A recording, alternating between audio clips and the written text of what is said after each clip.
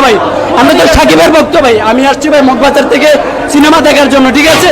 টিকিটের নিয়ম যেটা ওরা সেটাই রাখবে, 300 টাকা থেকে 300 রাখবে ভাই, সে থেকে 500 টাকা কেন করবে ভাই? টিকিট কাউন্টার বন্ধ করে প্লাগে টিকিট বিক্রি করা হচ্ছে ভাই। সিনেমা হলটা আমরা ভাঙচুর কেন করবো ভাই? মানুষের দেখেন না ভাই, যে অনিয়ম করতেছে কেউ সহ্য করবে না ভাই। সবাই তো সাকিবের ভালোবাসার জন্যই তো ভাই ছবি দেখতে আসছে ভাই, তাই না ভাই? এটা তো একদমই অনিয়ম ভাই, এটা কেউ বিশ্বাস করবে না ভাই। আর সিনেমার যে একটা কর্তৃপক্ষের যে দায়িত্ব, সেই দায়িত্বটা পালন করতে পারিনি ভাই।